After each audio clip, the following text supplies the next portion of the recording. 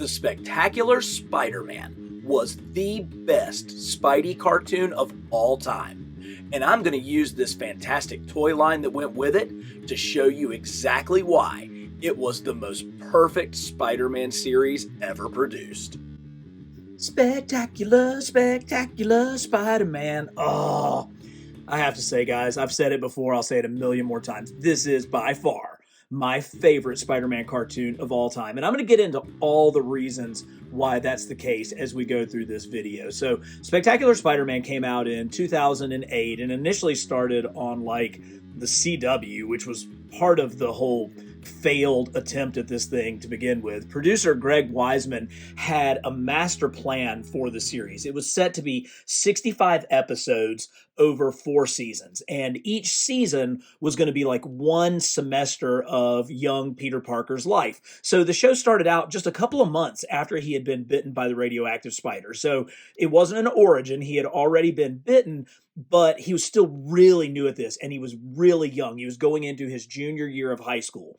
And so each season was like a semester. So you were going to get through all of Peter's high school days as you went through like 4 seasons. And then there was actually a plan for in between like seasons 3 and 4 and 4 and 5 that there were going to be like direct to TV movies and maybe even like a college story that was going on.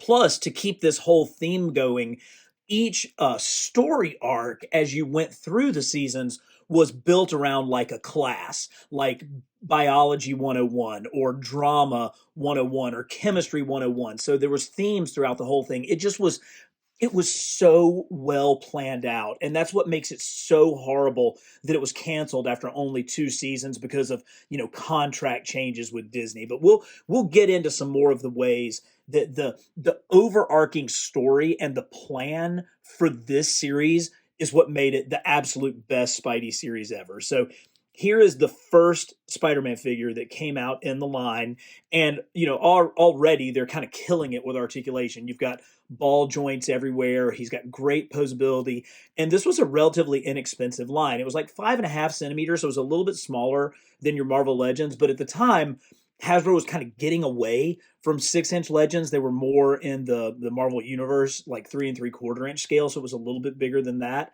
I have to admit, as much as I love this series now, I was initially kind of taken aback by some of the stylistic changes that they made, that Spidey's head being this kind of bigger than normal odd shape. I didn't love it initially, but then I got to the point where I'm like, oh no, I absolutely think this is fantastic. This first figure had a little bit of goofy proportions. The lines on his spider chest are like way too close together. This looks more like a comic Spider-Man than it does the show. They got the spacing of the web lines correct on the mask, but you can see they're way too tight on the chest part here. And also his head sits way too close to the body. So we're going to see more Spideys as we go along to see just how they kind of fixed this with subsequent figures of our main red and blue Spider-Man. Let's grab Sandman. So one of the ways in which this show was absolutely incredible was how much forethought they put into the planning of the characters and everything.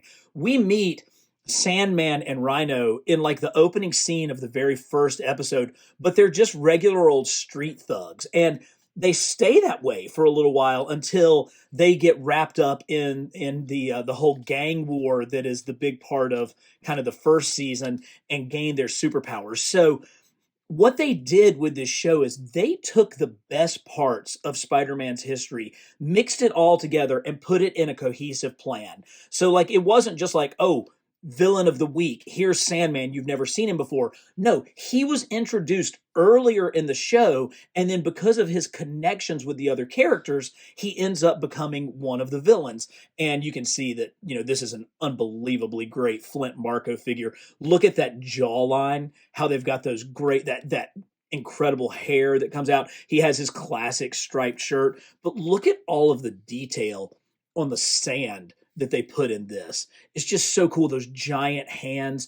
And of course, he is still a kid's figure, so he's got like this action feature where you can get him to whap his giant sand hand on you, but it's more the accuracy the look of the animation that they captured in these figures that makes it so great.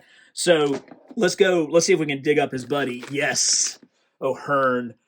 So here is Rhino, and again, just look at these proportions. So the show really kind of took that vibe of the early Ditko, Stan Lee, Steve Ditko issues, and then kind of combined some of the history of like the John Romita time. So like the 60s vibe of the show was where a lot of it came from.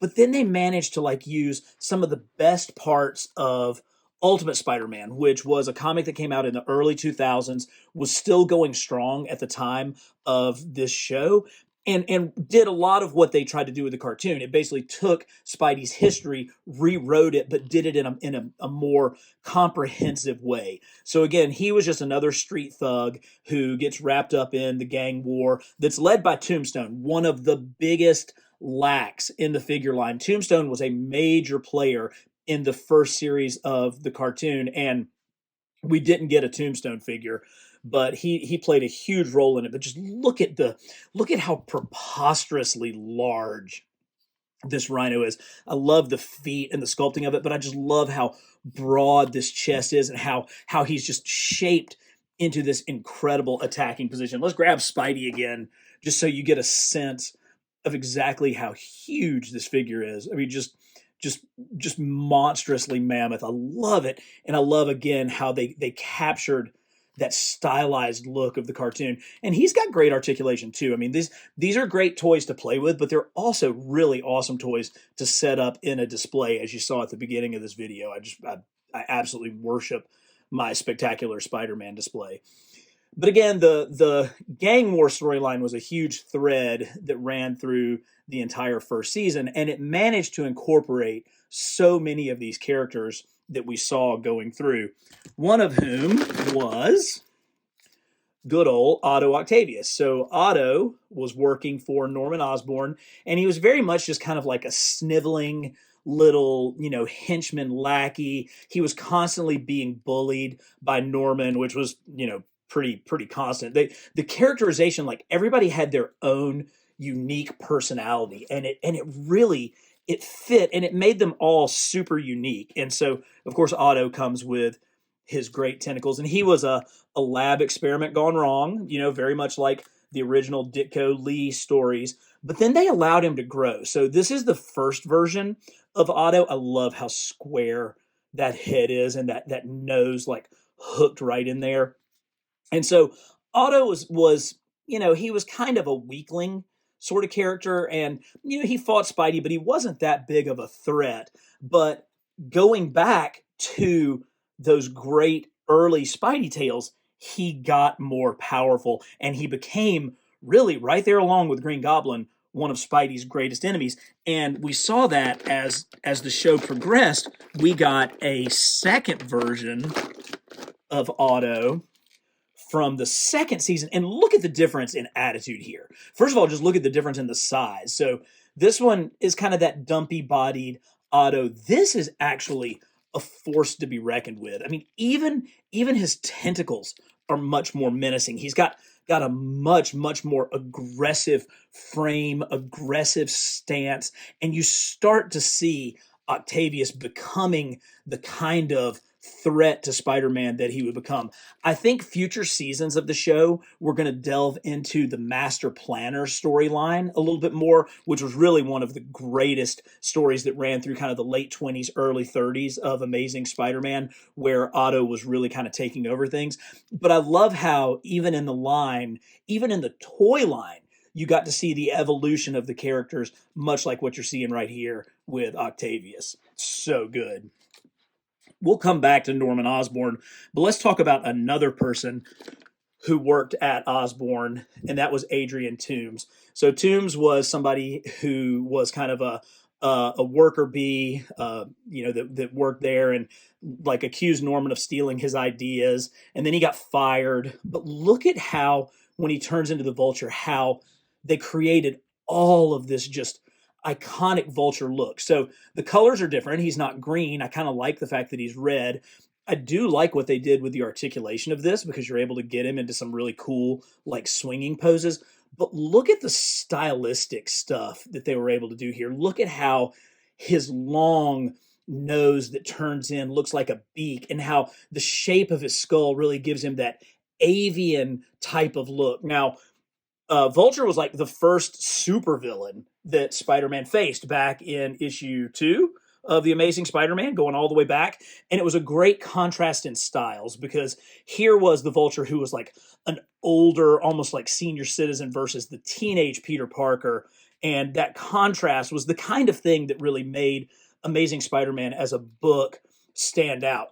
Back in the day, teenage superheroes were meant to be sidekicks. They were Captain Marvel Jr., they were Robin. They weren't meant to be the heroes themselves. And Spider-Man, Peter Parker, absolutely changed all that. But it was great because it was that change that, really allowed for the fallacy, not the fallacy, but the foibles, the vulnerabilities of Spider-Man as a character. He wasn't really good at this. He was having to learn on the job. He wasn't Superman, who was all powerful. He was somebody who was just a teenager, and he had all of his same teenager problems. And that's really another of my absolute favorite parts of Spectacular Spider-Man. Was not only did they have such a great plan for the villains moving forward, they had Peter's life absolutely nailed. Like, I like superhero fights. I like, cool scenes. I like him swinging through the city. I really love when they throw in incredible Easter eggs, like the fact that Spidey is swinging by and you see like a giant Ditko billboard like hidden there. I mean, those are the kind of things that really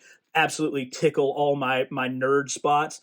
But what this show did was it got the soap opera part right. It got the part that made you care about Peter Parker and his supporting cast. The love triangle, the love quadrangle of this show between Peter, Liz Allen, Gwen Stacy, and Mary Jane Watson was so good. And what they managed to do is they managed to kind of combine some of the best parts of the characterization of those characters from the early Spidey books with what Brian Michael Bendis did during Ultimate Spider-Man, because he really kind of brought those characters into the current day and brought their personalities up to date, and really made them much more three-dimensional characters. Stan Lee was never the greatest at writing a three-dimensional woman. The Invisible Girl was just always there just to get captured.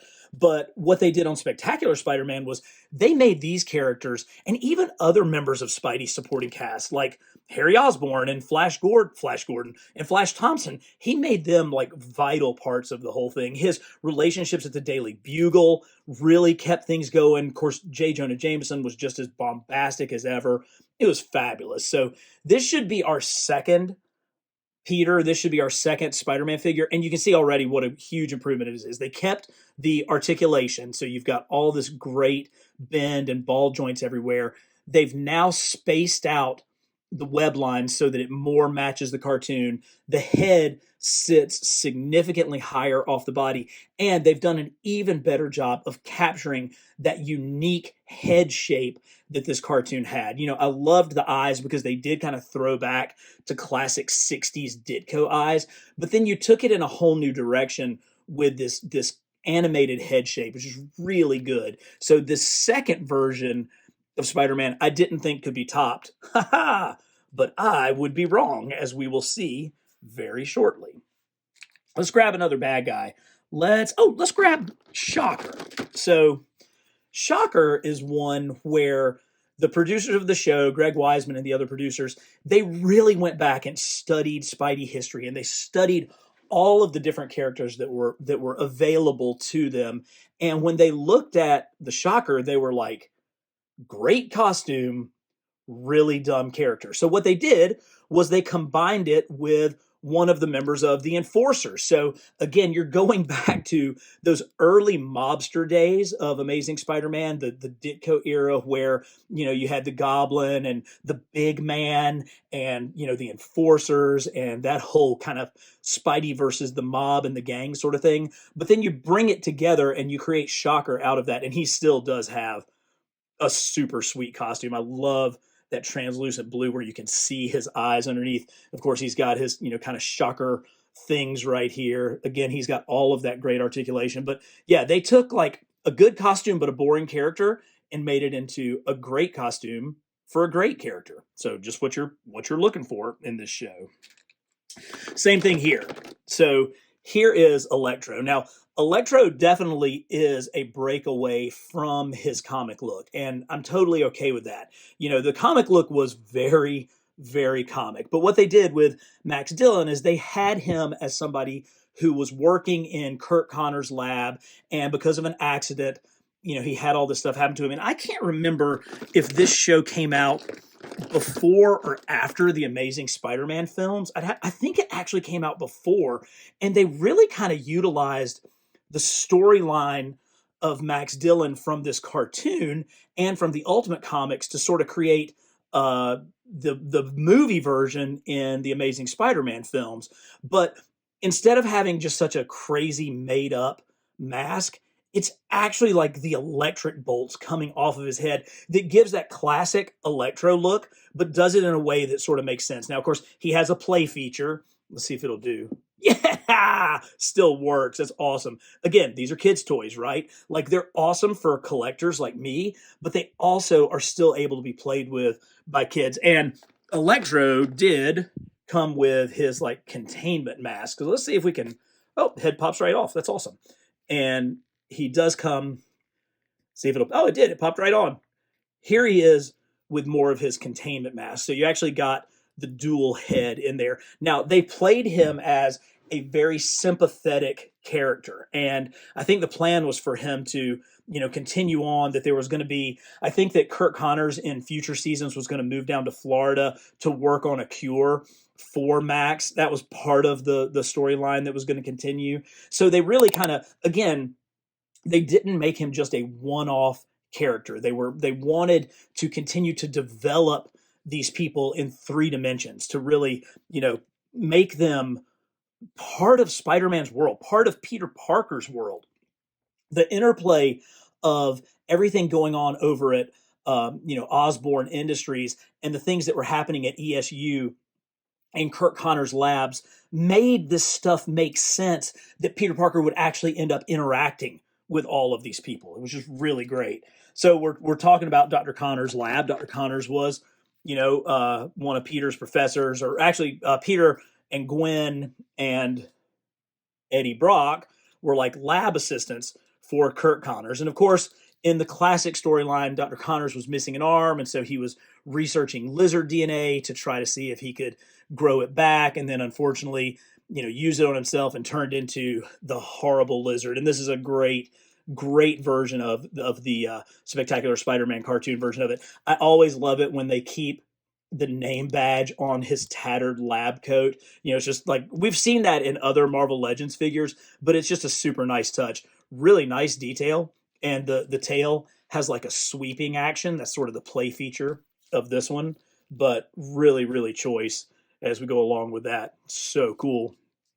Really good figure, good, strong base, cool stuff.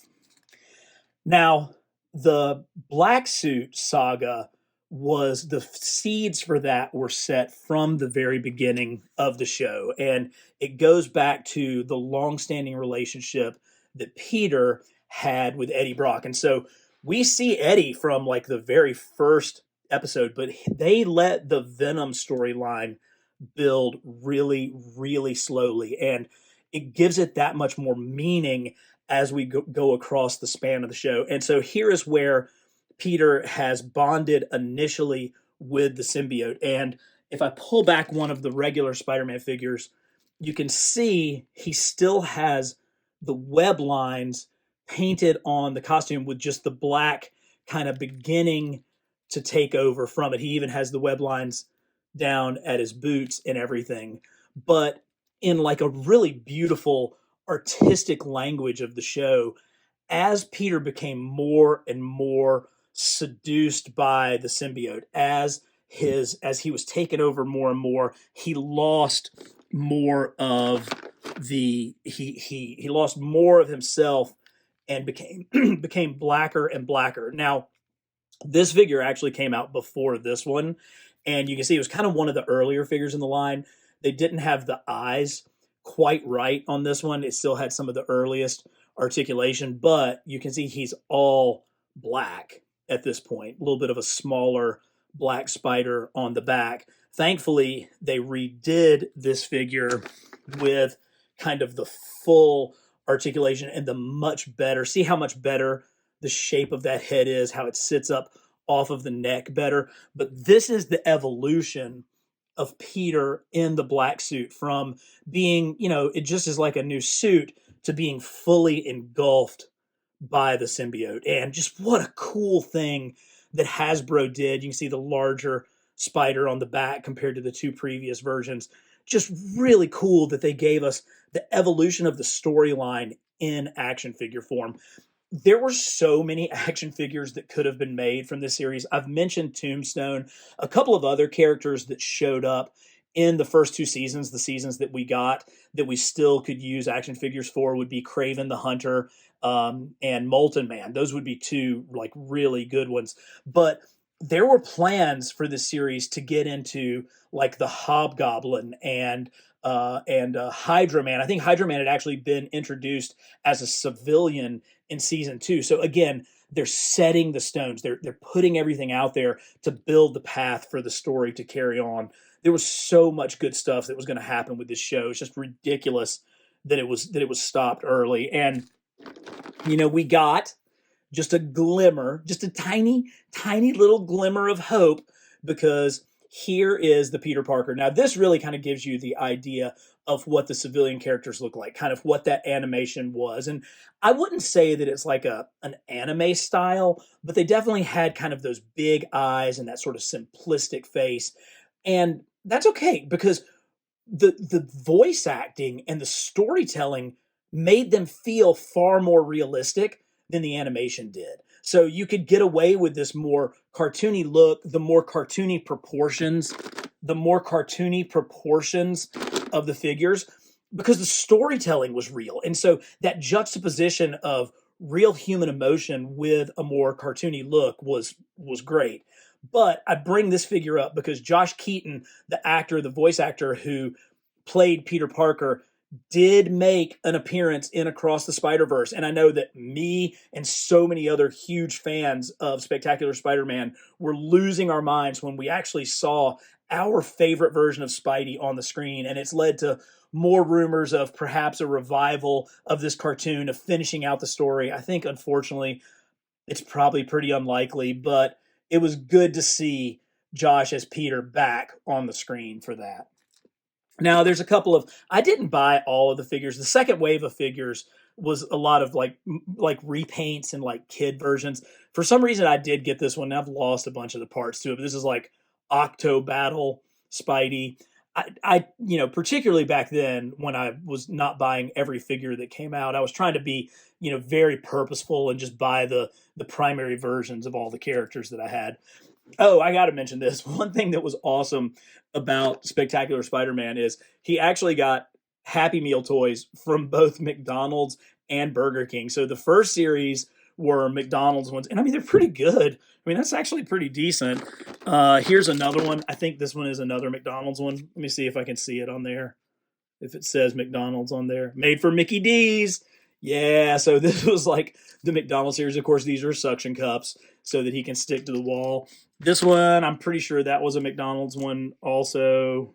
Let's see if it says McD's on there. Marvel 2008. Wait.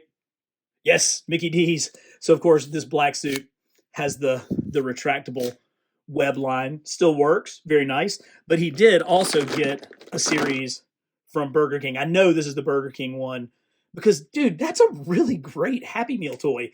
Of course, he has the play feature where you push the button and his web wings snap out. And he does. He's got like these cloth web wings, which is actually pretty well done. Not a ton of articulation, but for, a kid's meal toy, it's pretty sweet. And so, so Spidey he's one of the few. He's one of the few it's the only Spider-Man cartoon that I know of that got toys from Burger King and McDonald's. Let's take a look at one more variant of Spidey. I picked this one up because it was so reminiscent of, I think it was like the Electro armor suit that he had in the comics. But I felt like this, even though it is obviously an alt version, I thought it represented something that we did actually see in the comics. So it was cool enough that I grabbed it. All right, we got a couple of characters left.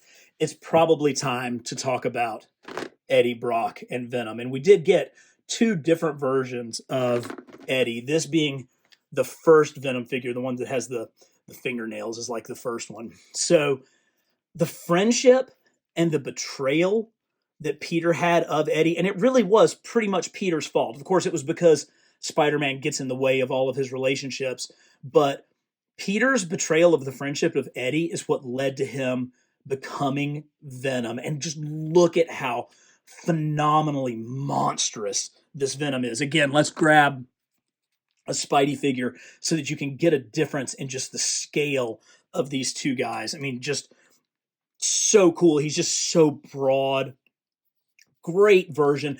I love kind of the silver, the metallic looking paint, and of course that facial expression. And that is a big time Venom. Now Venom continued his story, continued into the second season, and this was kind of the second season Venom. I actually think I like this one better. I think it balances maybe a little bit better. Smaller feet, but he still has those huge shoulders and back coming all the way across. So this story was not finished and I'm certain would have been kind of the backbone across all of the seasons, the relationship between Eddie Brock and Peter Parker and how that played out with Spider-Man versus Venom.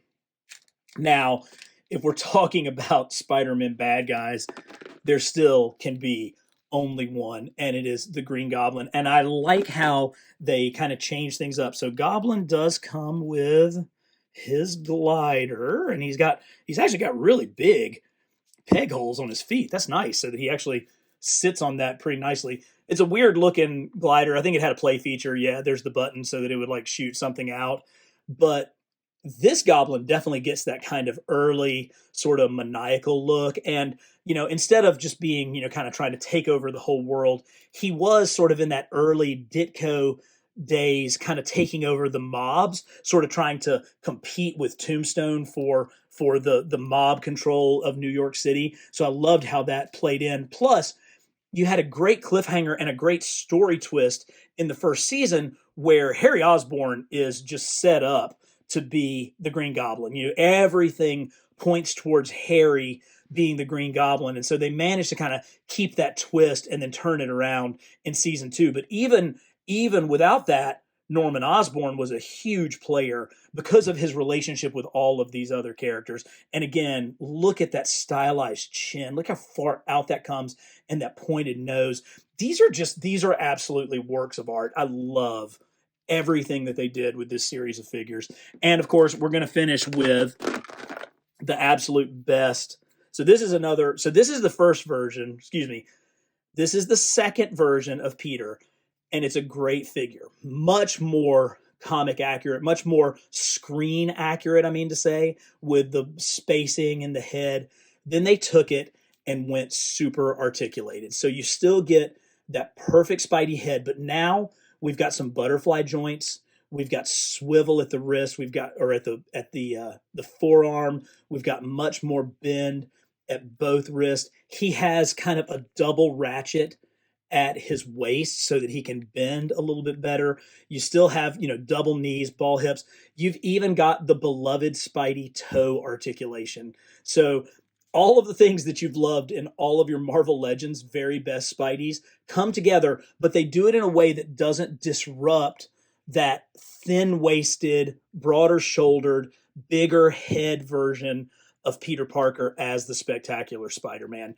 My absolute favorite cartoon. Let me know what I left out of this video. Tell me what your memories are of Spectacular Spider-Man. And hey, listen, if it ever came back, I'm going to be first in line to go see it because it is still my favorite version. But as always, for the best in comics history and action figures, subscribe to Carbon Scoring.